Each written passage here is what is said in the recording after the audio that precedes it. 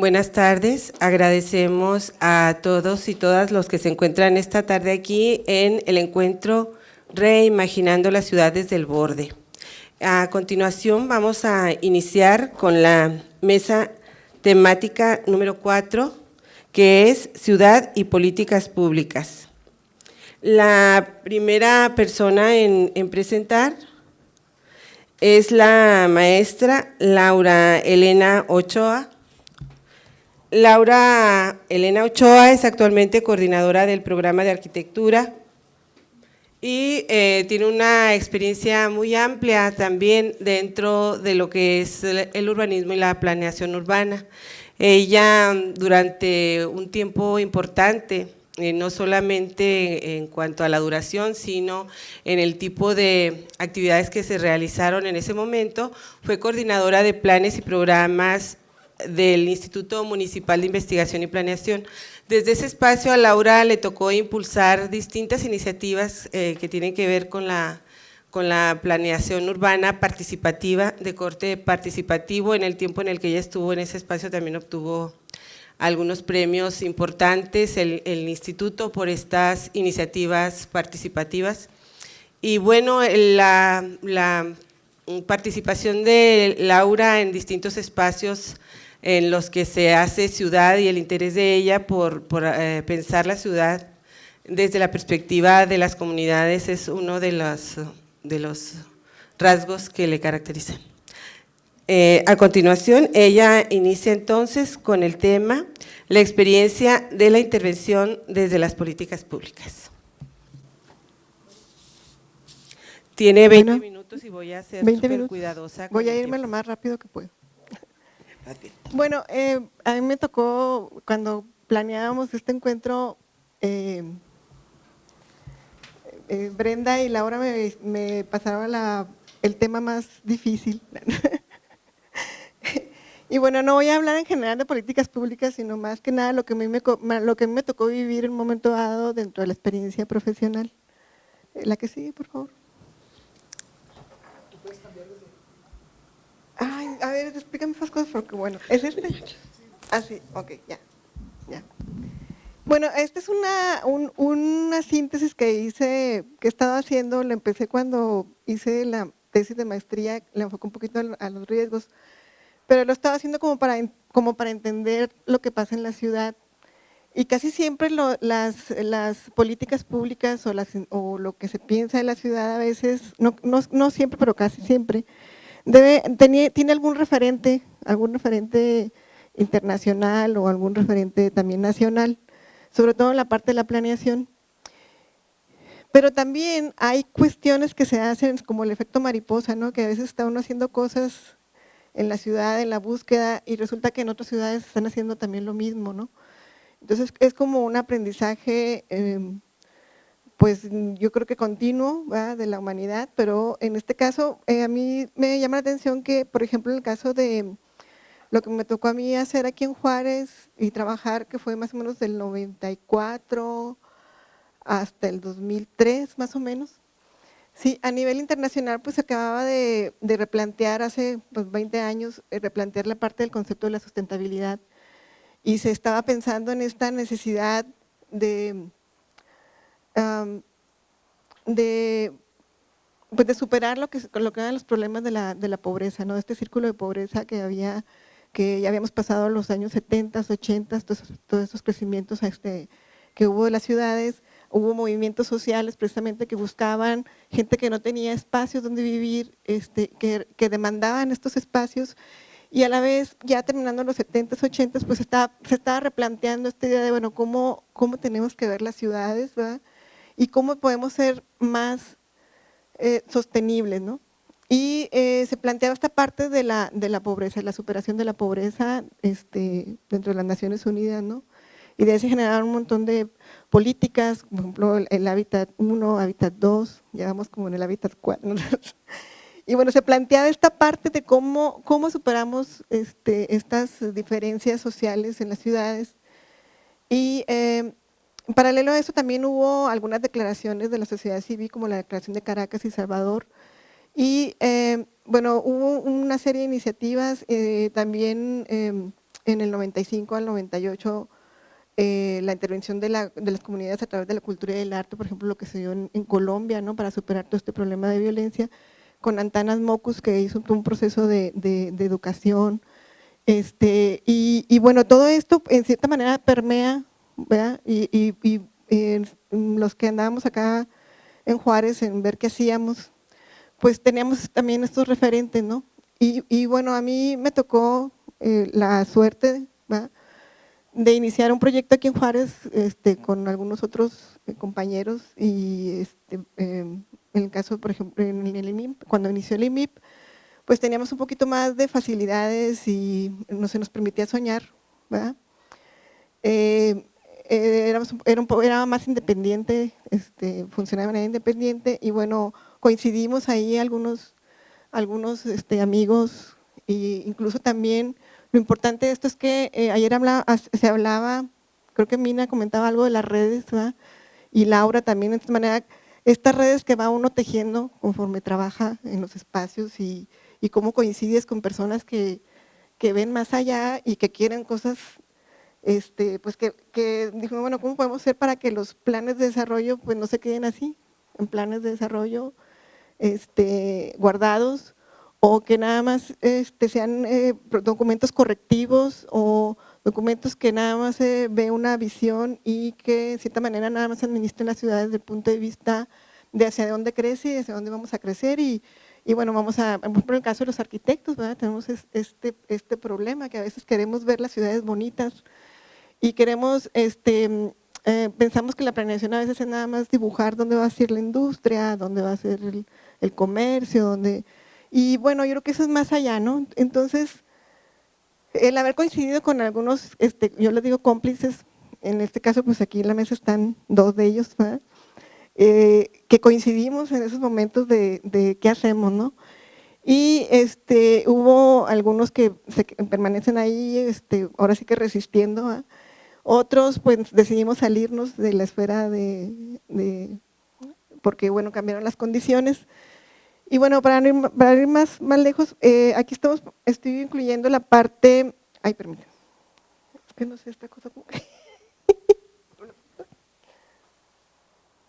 A ver, Sergio, bueno, era más fácil de la otra manera.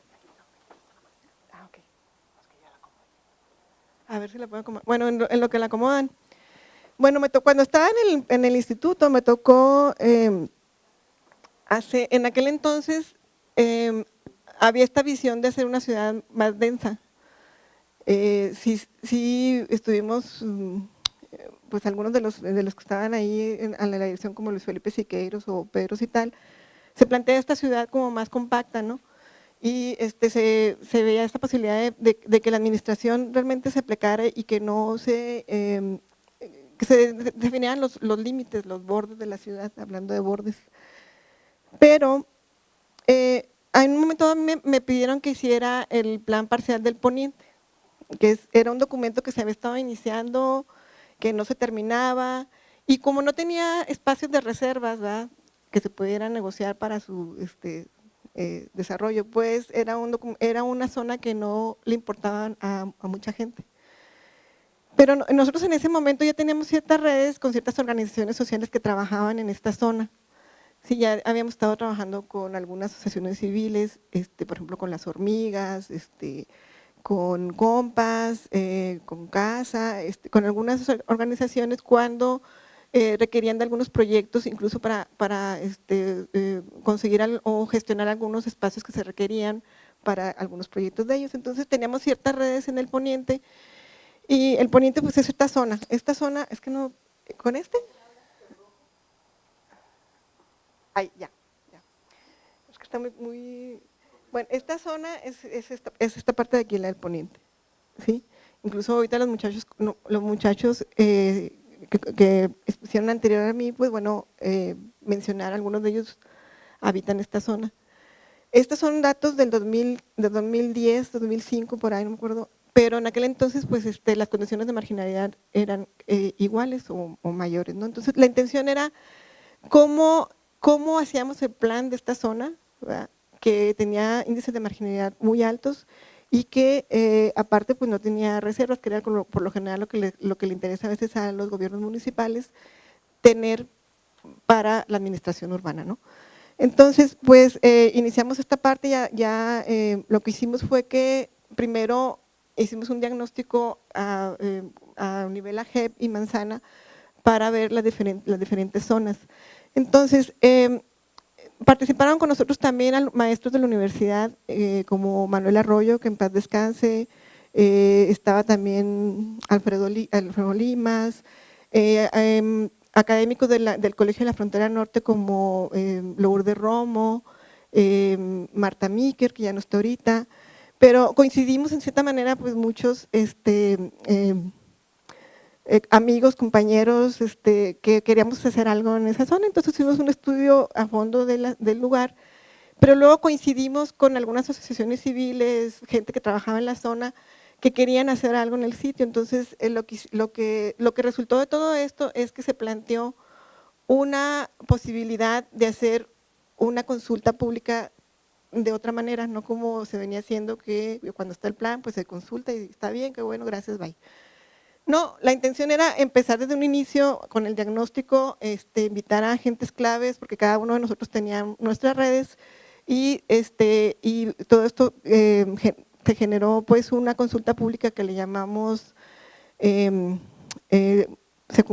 serie de organizaciones y instituciones que se llamaba Conjunción de Esfuerzos de la Zona Poniente. Entonces, a partir de ahí se generó una metodología para la participación social. Entonces hicimos un taller donde implicaba todo lo que es la participación de todas las personas que estaban en la zona. Y bueno, la siguiente. Perdón.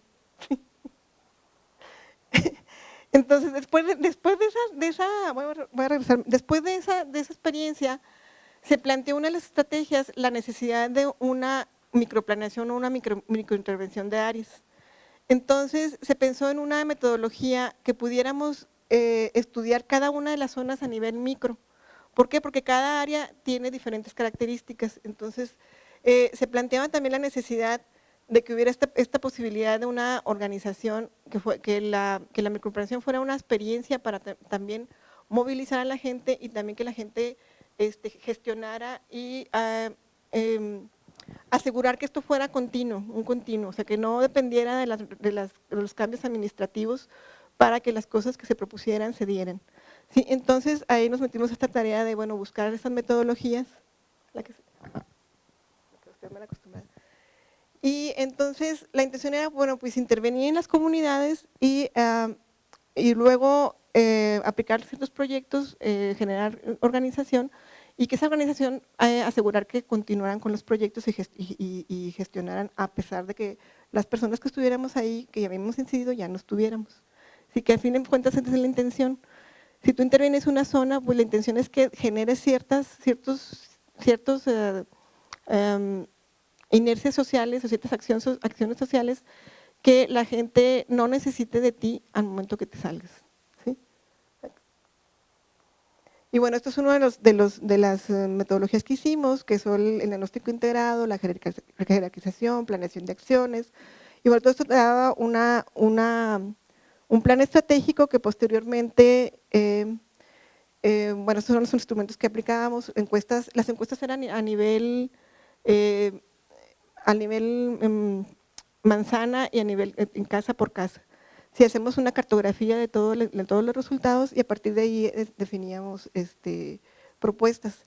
Y se hicieron algunas entrevistas de grupos focales, también los talleres urbano-ambiental, y a partir de ahí se hacían los estudios y los proyectos para de esta manera responder, o también en función también de la priorización que la gente hacía.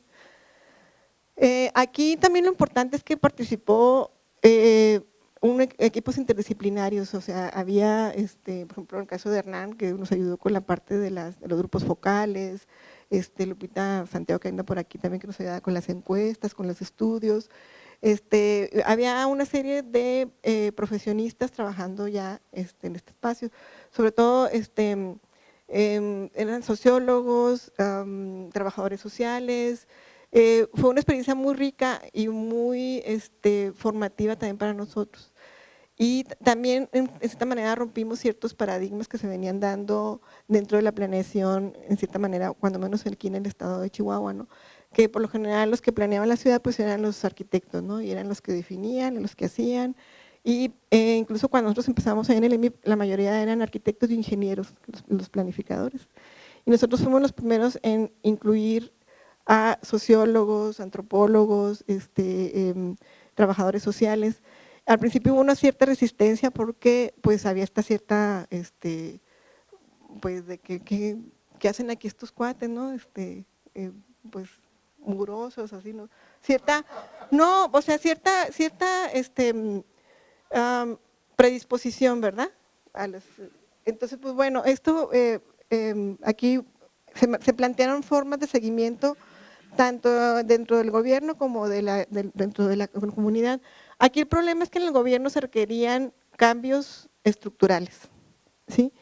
La intención es que pasamos de una idea de una consulta pública a querer hacer una intervención continua, pero eso se requería también cierta voluntad política por parte de la estructura municipal para reestructurar ciertas áreas, por ejemplo, la parte de desarrollo social, que funcionaba, lo que se necesitaba era en desarrollo social una gestoría de recursos, incluso estos estudios sociales pues tienen que salir de ahí también. Entonces, había también, el problema es que el municipio tenía que también que este proyecto se volviera como una especie de política pública, ¿sí? Que también requería, porque parte de la metodología que aplicamos fue de una metodología que se aplicó en Brasil, pero en Brasil hicieron toda una reestructuración administrativa, también se incluyó como una política como legalmente dentro del marco legal para generar lo que llamaban ellos los presupuestos participativos. Sí, en esta ocasión, nosotros en este caso, pues sí, se incidió un poquito en esto para generar esos proyectos participativos, porque a nivel estatal y nacional ya se estaba pensando en este programa de Hábitat. Y bueno, se generaron algunos proyectos que se volvieron realidad, algunos de ellos. En este caso es el de la clínica y en la colonia López Mateos, por ejemplo, en Vero Corchado, que estuvo ayer, fue la que estuvo como administrando este espacio. Fue un espacio administrado por la sociedad civil. Y cabe decirlo aquí que en el caso de este espacio, de este lugar donde trabajamos, fue muy rico porque había una trayectoria social en la zona, o sea, la estructura, el capital social que tenía era muy amplio porque había varias organizaciones sociales trabajando en esa zona y pues trabajamos en conjunto con ellas, y incluso esta inercia que se generó pues ayudó a que ellos después gestionaran los proyectos y se hicieran. Se hicieron varios proyectos y bueno, en este caso, en el caso de Zona Poniente, yo estuve ahí nada más hasta el tercer ejercicio, después ya esto procedió, sí. Y bueno, las lecciones aprendidas es que el problema fue que no se pudo adecuar el marco legal, ¿sí? Después de esto después de que terminamos este ejercicio y que se empezó a andar con este proyecto de intervención, se hizo otro proyecto de participación para hacer el plan del 2013, donde participó Pati ahí organizando los talleres a nivel micro. El problema es que es una larga historia, pero ya no podemos ahorita andarlo, porque sí tuvimos algún problema y resistencia por parte del municipio, incluso nos acusaron de que estábamos movilizando a la gente y que pues a partir de ahí, cuando entró un presidente municipal que todo el mundo quiere mucho, pues nos tacharon, ahora sí que se desmembró un poquito el trabajo que se había venido haciendo. Y incluso algunos de nosotros fuimos, pues, ¿cómo se dice? Estuvimos en la lista negra por mucho tiempo y sin empleo. Entonces, bueno, en total se realizaban, y ahorita ya no se realizan en el IMI, precisamente porque nunca hubo una reestructuración, nunca hubo una intención, pues, fue un proyecto que nació de ahí y ahí murió, ¿no?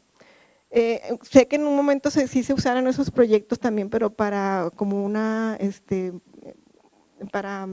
fines políticos, ¿verdad? Entonces, tristemente.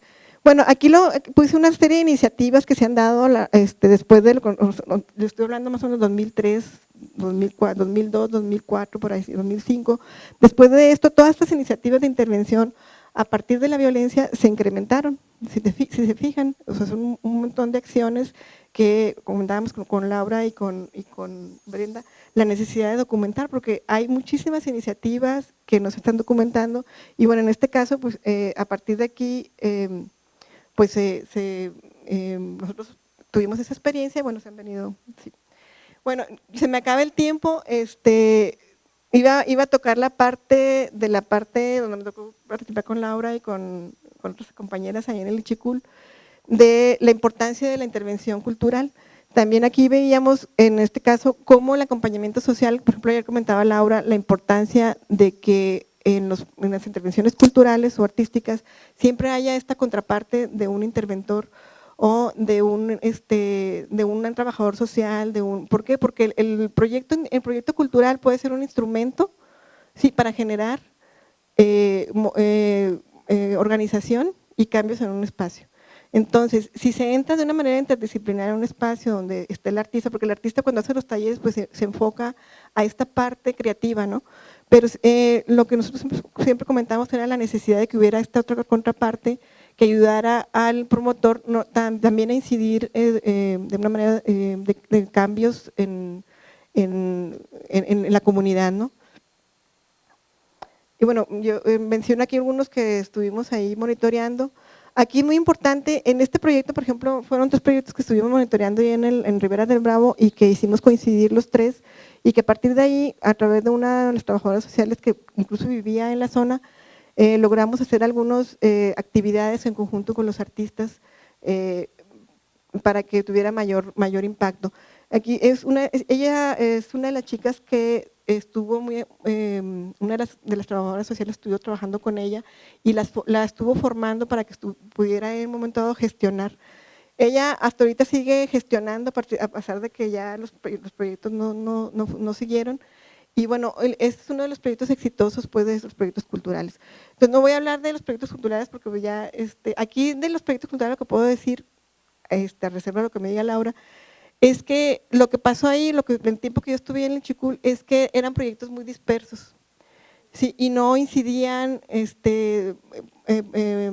puntualmente. O sea, el problema era que el tiempo era muy corto, el problema del recurso, como comentaban ahorita los compañeros, o sea, este proyecto era un proyecto de parte de lo de Todos Somos Juárez, pero realmente duró nada más esos año y medio en que pues se tenía que hacer algo, ¿verdad?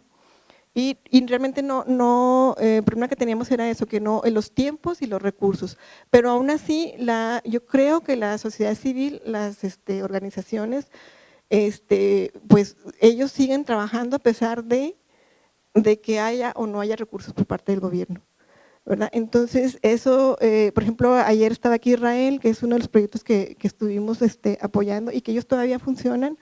Está pues varios de los que, por ejemplo, 655 sí ya funcionaba antes. Entonces, para conclusiones finales, Patilla. Entonces, se puede decir que yo lo que pienso es que muchas de las experiencias, de las metodologías que se han aplicado aquí en Juárez, que se han aplicado de Brasil, de Colombia, de Chile, pues se desarrollaron dentro de un marco diferente al de nosotros, ¿sí? En Brasil, por ejemplo, es estas partes de la legalización de los instrumentos de intervención. En Colombia, por ejemplo, esta otra parte, por ejemplo, en Colombia lo que hizo MOCUS, aparte de la educación, hizo una limpia, como dice, o una reestructuración profunda dentro de las administraciones, ¿sí? Entonces, eso no sucedió aquí, ¿sí? Se habla de que se ha hecho, que se ha invertido tanto, cuántas acciones, pero esta parte de la reestructuración de los marcos, sobre todo marcos legales, pero aparte de la reestructuración interna hacia el interior de las administraciones, no se ha hecho, ¿sí? Y yo creo que eso pues requiere pues una mayor, yo diría, no sé si voluntad, pero quizá por eso yo preguntaba a los chicos, bueno, ¿y qué pasa, no? ¿Qué sigue? ¿Por qué? Porque muchas de las cosas que ha hecho el gobierno hasta ahorita han sido reacciones. O sea, han reaccionado ¿sí? Ante un momento de crisis, como en el caso de Todos Somos Juárez, pero también reaccionan ante demandas sociales. ¿Sí? Entonces, ¿cómo hacemos para que esas reacciones, para que eso que está reaccionando, se vuelva realmente un cambio hacia el interior de la administración o se vuelvan realmente políticas públicas? Porque han sido programas que se aplican y se van, pero no es parte de una agenda política, no es parte de una política pública específica. Eso es todo.